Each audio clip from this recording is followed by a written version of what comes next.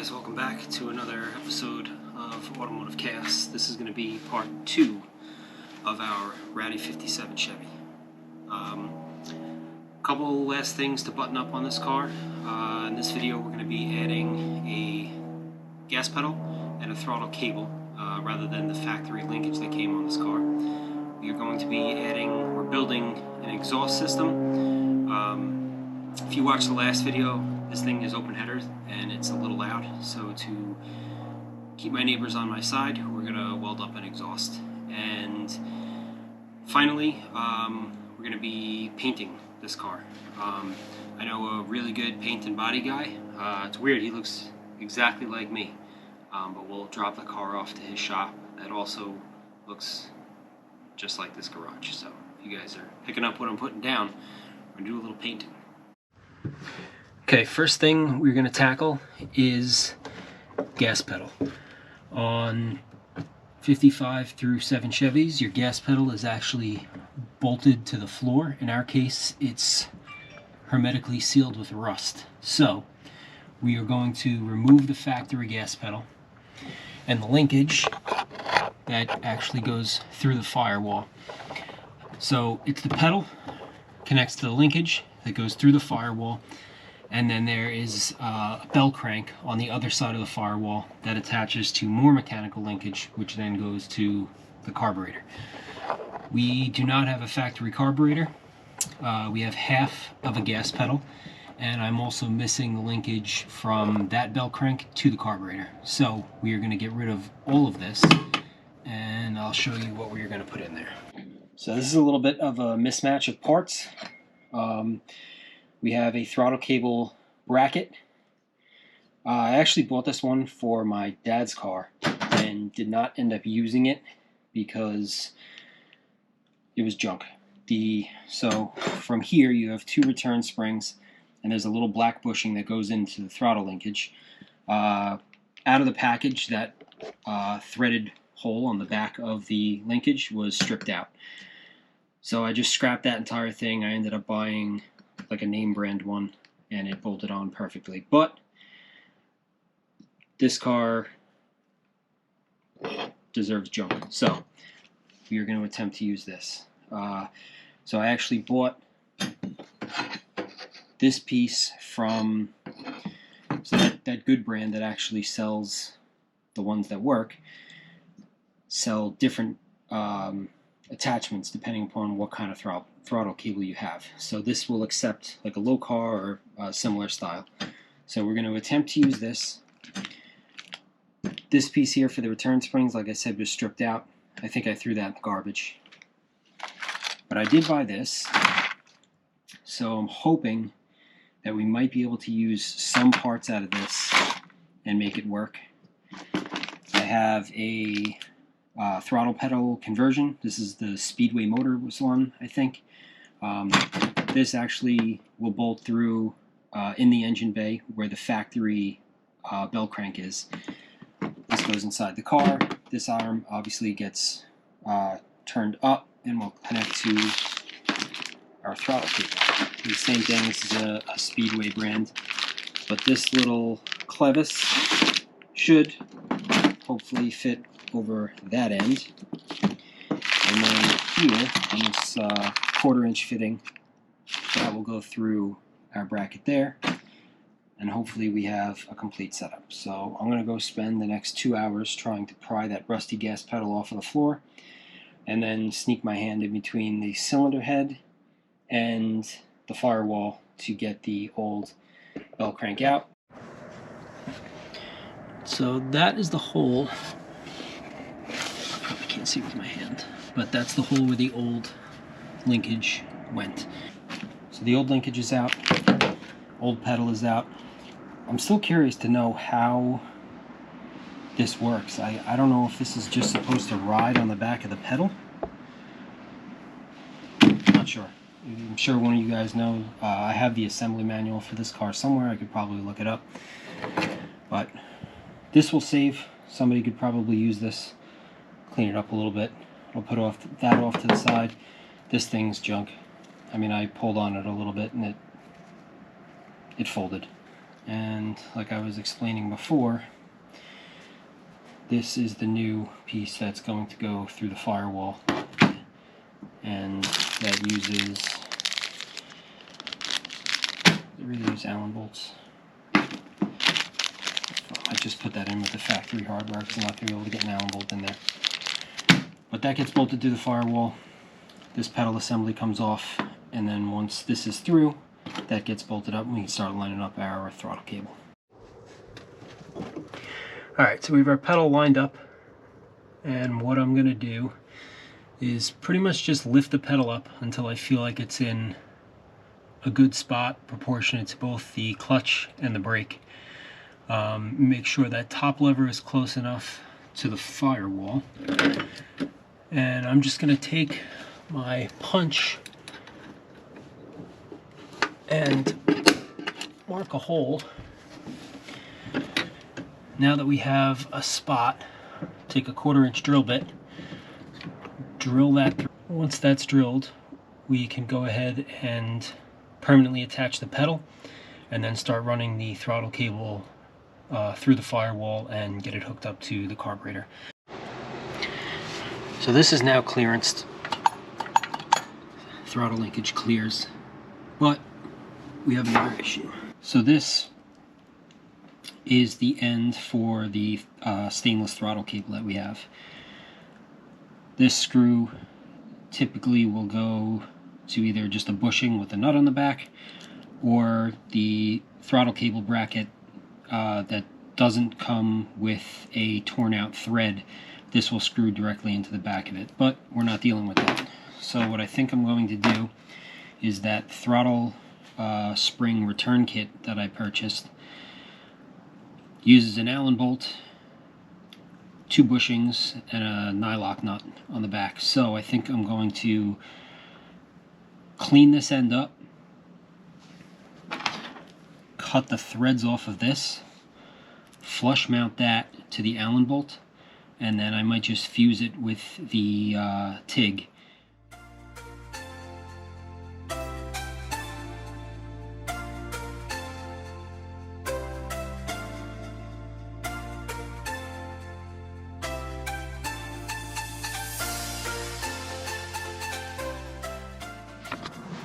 Okay, throttle cable is done. See that Allen bolt that I welded to the throttle cable stud? Not the prettiest thing in the world, but neither is the rest of the car. But we have throttle engagement. Ran the rest of the cable through the firewall. I'm going to wait till I get longer carb studs and actually anchor this thing down until I cut the cable itself.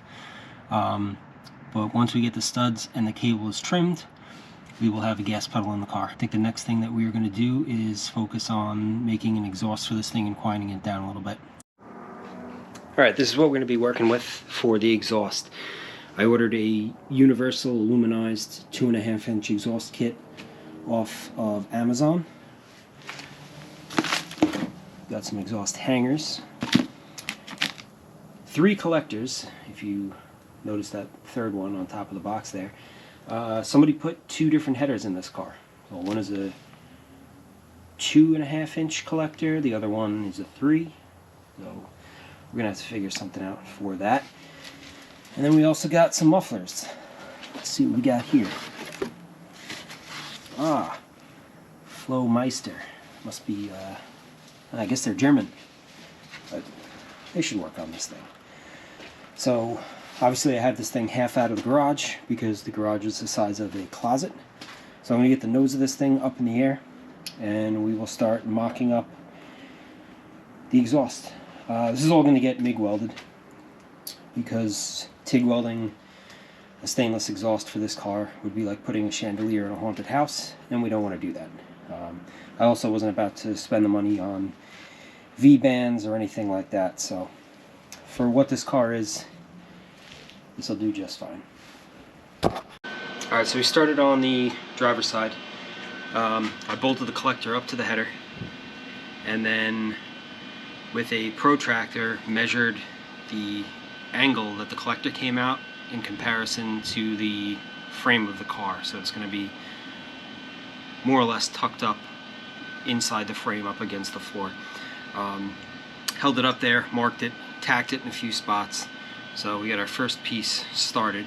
What I'm going to do now is I'm going to put this back on the collector, just measure a length, about how far we want to go back, we'll cut that, stick the muffler on, maybe like a turn down or something like that so the exhaust gas doesn't come through all the holes in the floor and kill me while I'm driving, and then we'll have one side done. So I'm going to go measure that one length, we'll get the muffler on, and we'll put it on a time lapse when I finish welding this thing up, and then we'll stick it in the car.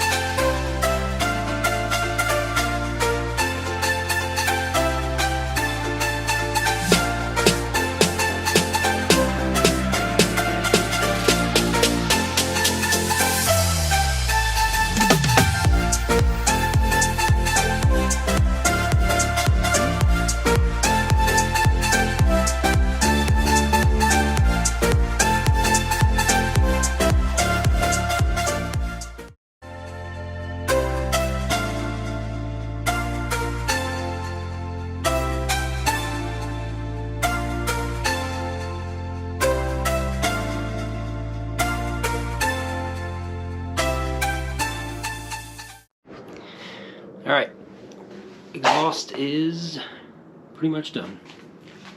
Like I said, this thing has two different headers in it, so that's why the angle on the collectors is so different. But driver's side, passenger side are done. I have to add the hangers still, but I need to get these actually up in the car to see where I'm going to attach the hangers to the frame. And then once that's done, we'll just cut up some dumps, aim this at the ground, and we can check the exhaust off the list. Alright, so it's a couple of days later.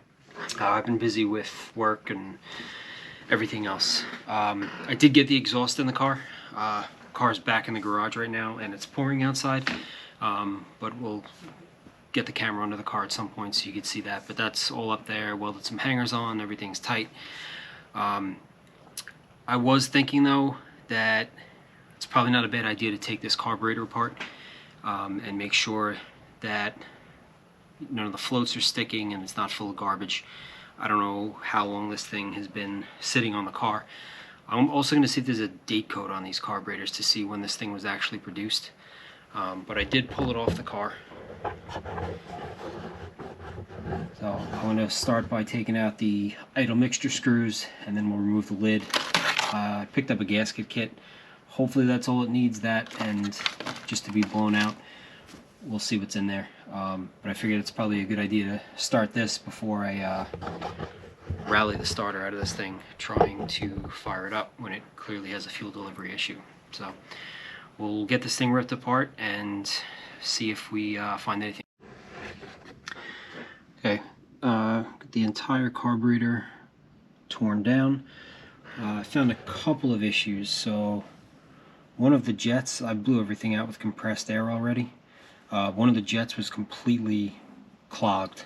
There's some sort of sediment in there, and you can see in these bowls, that's a little better, there's definitely a lot of sediment in there, varnish, who knows how long this thing's been sitting. But I blew out all of the passageways as best I could with just some compressed air. I think I'm going to get a tub of carb cleaner and let this thing soak for a day or two to really clean it out. The other issue I found, so the other issue we have, shut the light off. Okay, the other issue we're running into, hopefully you could see it on this float, how the needle and seat goes up and down, was stuck. So it's since fixed itself, since I've had this thing upside down and kind of moving it around, but when I did pull it out, it was not moving. So, and you can take a look. I mean, this thing is covered in, this looks like like salt water or something got in this thing. But either way, we're going to pull all this apart. Okay, a few more issues.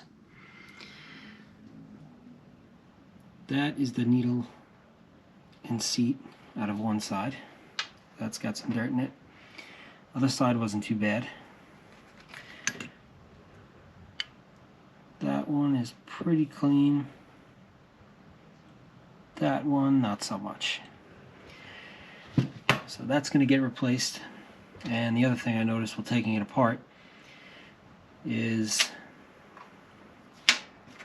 this is your needle.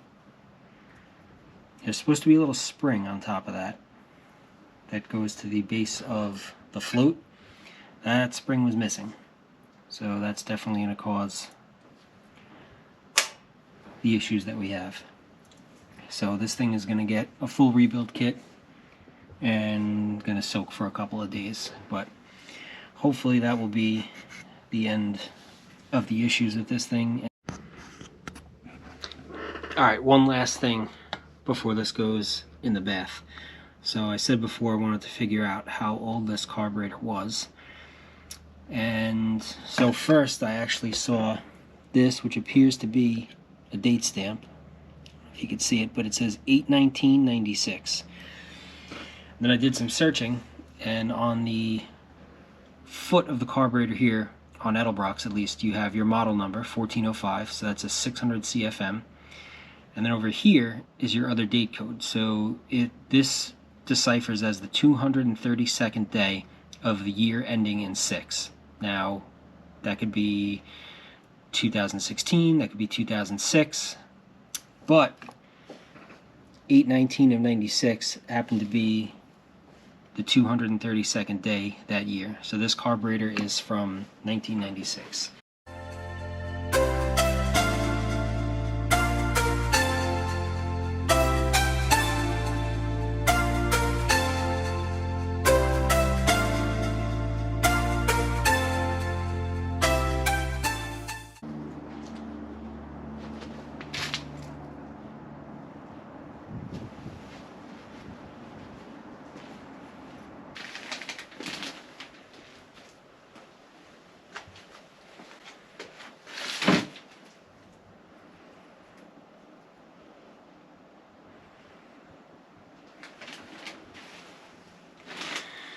Alright, so as you guys can see, we did get some paint on this thing.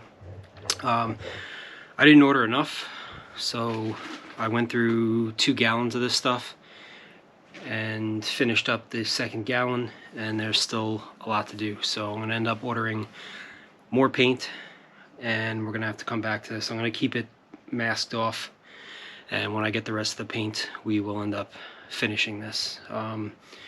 I said in the beginning of the video that I was spraying this car. This is amateur at best. I mean, I have no business painting anything in this garage. It's a cheap gun, a small compressor, but I really just wanted to get it in one color. And the car does look better already. I think maybe another 2 gallons and that should probably do it. But for now, it is at least in one color. It does look better. So I think we're gonna end it there. We got a decent amount done in this video. Next one, the camera decided not to record me painting, which is probably better off. No one wants to see that. But next video, we will film doing the final coat on this and take this thing for a drive. I did find something else with the new setting unit that I purchased was incorrect. The line itself into the tank was not actually below the level of the fuel, so that's why the new pump was not pulling fuel. So I have a new one of those on order. Once that's in, we should be able to drive this thing. So that's it. Thank you guys for watching this one. We'll have one more on this car, and then hopefully this thing will be off to its new owner. But yeah, thank you guys for watching, subscribing, commenting, and I'll catch you guys in the next one.